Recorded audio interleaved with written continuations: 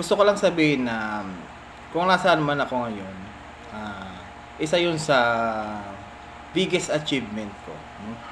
Kung nasa saang industry man ako ngayon, isa yun sa pinapasalamatan ko. So, gusto ko lang magkwento sa inyo guys na bakit ko ba sinasabi to ngayon. Hindi para pagmayabang o dahil gusto ko lang magyabang o parang may masabi lang. So, gusto ko lang gusto ko lang magpasalamat sa mga nangyayari sa buhay namin ngayon, sa aming mag-asawa, and then sa personal naming mga nararanasan.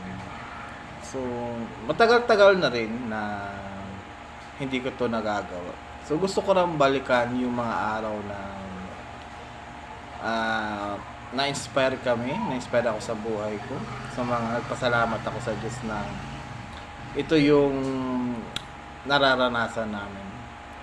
Kasi kung iisipin mo guys, yung isipin natin, ilang dekada na ang dumaan simula nung bata tayo hanggang sa ngayon, hanggang sa nagkaisip tayo, hanggang sa stage na to. Kung babalik-balikan mo yung mga pangyayari sa buhay mo, parang napakabilis, di ba? Parang kahapon lang nangyari. Tapos eto ka na ngayon, nakaharap sa camera, samantalang dati nandiyan ka sa labas, gumagala-gala ka, nakikipagkwentuhan ka sa mga kaibigan mo, sa kapitbahay mo, o di kaya nung bata ka pa nagpapalipad ka ng saranggola, o tapos pag nagutom ka, kakain ka, pagkatapos matutulog ka sa hapon. So, yan kasi yung naging routine ko nung bata pa ako. So, laki kasi ako ng Oriental Mindoro. Siyempre sa Mindoro, hindi pa uso dati yung mga gadgets. Alam niyan, sa mga 90s.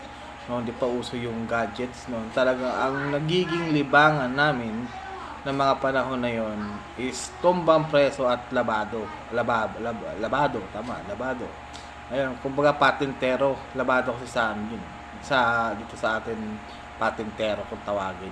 Yun ang nilalaro namin dati. And then, pagkatapos nun, yun ng mga bata kami, yun, papasok sa eskwela, uuwi, pagdating ng hapon, tapos manunood ng TV. Naalala ko pa tuloy yung TV na pinapanoodan namin is black and white pa lang siya. Tapos hindi pa siya di-remote, no?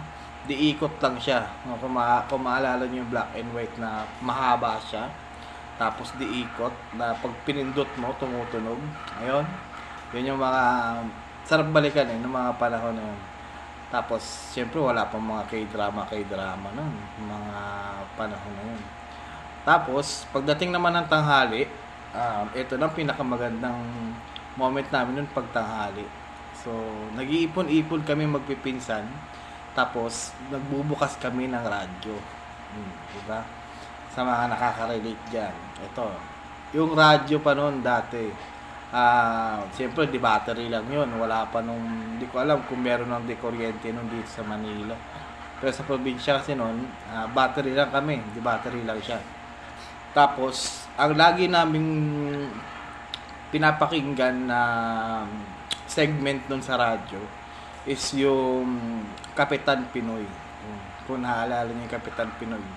Walang araw na lumipas na hindi ko yun nasubaybayan. Lahat kaming magpipinsan. Pag sinabi naming Kapitan Pinoy na, andyan na yan, nag-iipon-ipon na. Nag-iipon-ipon na yan. Pagtapos, syempre bata ka pa noon. Nasa isip lang talaga namin is nung masubaybayan yung segment na yun na Kapitan Pinoy. And then sinusundan niya ng Tia Deli.